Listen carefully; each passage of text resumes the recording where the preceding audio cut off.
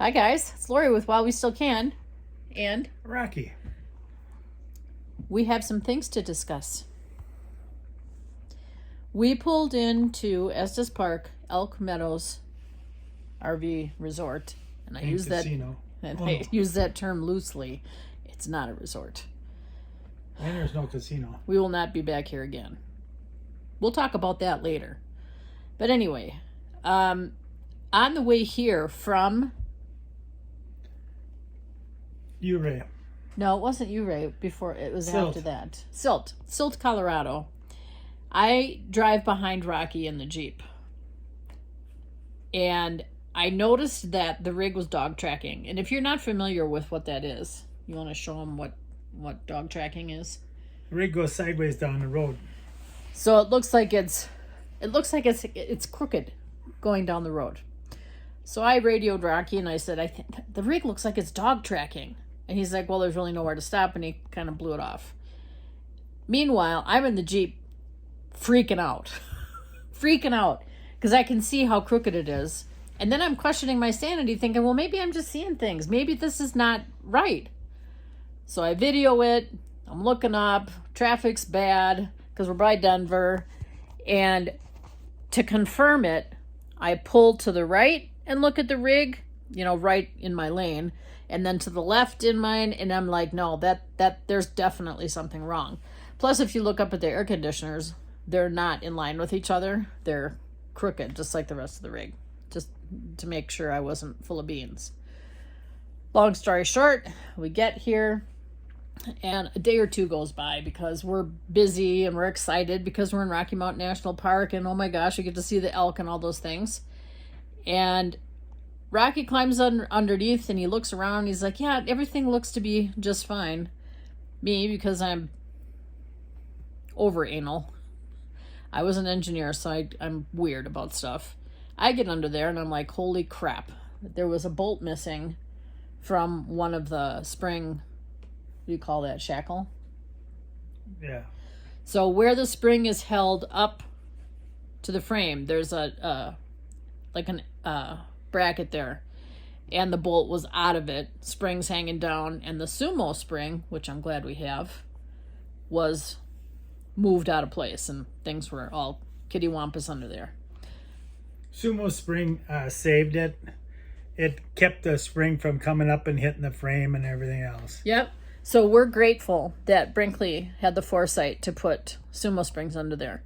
And if you're going to be quick to blame this issue on Brinkley, they didn't build the axles and assemblies. That wasn't them. That was Dexter. Okay? Dexter, take note. Get your crap together and fix that stuff. Test those bolts. Yes, exactly. It's really hard to get grease into those stinking things. Yeah. So that's not the only issue. So after we figured that out, I got a hold of Brinkley, and Tara at Brinkley, thanks so much, Tara, worked to find someone who could come here and take care of all of it. This is something Rocky could have fixed if he would have had the right tools. We don't run around with a welder in the stupid truck, and we don't run around with a grinder. We will be now. So, long story short, it took, about a week for Carlos to get here. Wonderful man. Came with his brother, and they repaired everything. So they ground that bracket off because the holes were oblong. The holes in the bracket were oblong, and they wanted things to be done right. So they sent Dexter through Brinkley, sent the parts here. We had those for a couple of days. And then Carlos showed up this morning, and it took him, a couple of hours maybe? Yeah, he was all done by, 10 o'clock? Yeah. He was gone. So it took him a couple of hours to grind that bracket off, weld a new one on, and get everything put back together again. Rocky torqued the lug nuts. So that's all set and we're ready to go. And then I greased it. It was real hard getting grease into those wet bolts.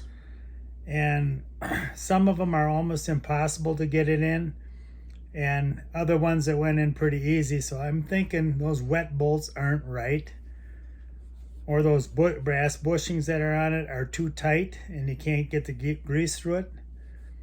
But I got them all greased. Okay. So we're good to go.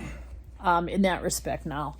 But I want you guys to go out and inspect your suspension. And I don't mean just look and see, oh, my spring's broken. No.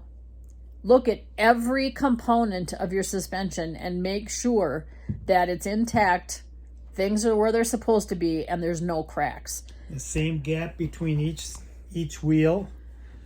Because that's one way we should have been able to see it, because the axle moved forward. It was the back axle. And watch your tire wear, because that'll be a hint too. Yeah, but that other stuff is going to show up first. Okay. We were lucky in that we don't think it was like that for too long. Thank goodness. 30 miles. Yeah, it could have been way, way, way worse. We have extra parts now, so if it happens again, I guess we're buying a welder and a grinder, and we'll just fix it ourselves. But Brinkley came through and made sure we were taken care of. And if you know Estes Park in the Denver area and things, it's not that easy to get people to do anything. Right, to get anything done, because it's just not as populated here. There's not as many services and things. That's the way it is. So a big shout out to Carlos and his brother. Carlos has his own business, and he did a great job, and he was very efficient. So Brinkley, we paid Carlos, and then Brinkley is reimbursing us, which is fine and dandy. I'm just grateful that we're going to be back on the road again, and we're going to be safe. Now, there's one more issue. When Brinkley did the specs in conjunction with the manufacturer of the generator, the first time we boondocked, things weren't working. The generator kept shutting down. It wasn't that warm outside. It was like 85. We wanted to run the air conditioner. And we were used to, in our last rig, just flipping things on, and they worked. But we had a really robust system in that thing. So, long story short, the generator has to be reprogrammed, some new wiring put in, beefier wiring, and the cold air, is it the exhaust or cold air return or some garbage? That's in the wrong spot, and it's not pulling in enough cold air for it to keep it cool. So that's why it kept shutting off, and all the breakers are being flipped and all those things. Part of the problem with the generator is it's LP and gas, and when it runs on LP, it doesn't have as much power as it does on regular gasoline. So if you run it on regular gasoline, it might have been fine, but we were running on LP. And we did try it on the gasoline, and that really, at that point, didn't really help much. We had to also reprogram our battery charger up there in the bedroom. That I've already done, so I had to reduce it from 45. I'm not good at electricity, volt, amp, whatever, down to 44. That was one setting that we had to change. And now this gentleman coming today, who's just flying into Denver, we leave tomorrow, so he's going to race in here and fix everything and rewire things and reprogram it before we leave. So he'll be coming in within, I'm assuming, the next hour or so. Again, not necessarily a Brinkley thing. They apologized, the generator manufacturer apologized, and he said he couldn't understand why the engineer approved the whole thing. Blah, blah, blah. It doesn't matter. As long as you guys are going to get here and fix it, I don't care.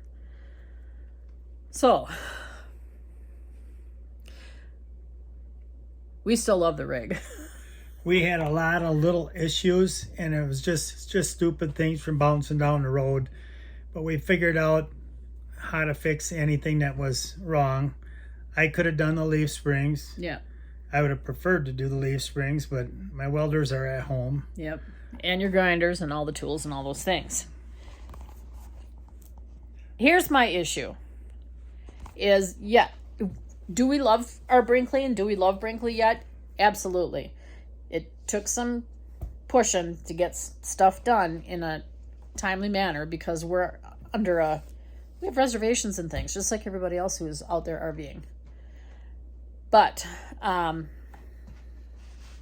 don't think we would have gotten that kind of service from anybody else. No way. There's no way. And Brinkley, in my mind, is really standing behind their product, and that's all that matters. There are other issues that we want to talk about that are way more serious, not with the Brinkley, but with the frames.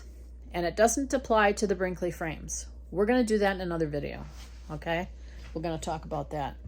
But if you guys are, just a quick disclaimer, if you guys are noticing things really shifting in your rig, and I don't care how old your rig is or how new it is, or who made it, it doesn't matter. There's one company that makes all those frames, and that's Lippert. Lippert, I'm calling you out. Make better welds on your frickin' frames. So if you guys are noticing things shifting in your rig, have it looked at, okay? In our next video, we're going to talk a little bit more about that. I've got to gather some more information. But there's a pretty serious issue out there, okay?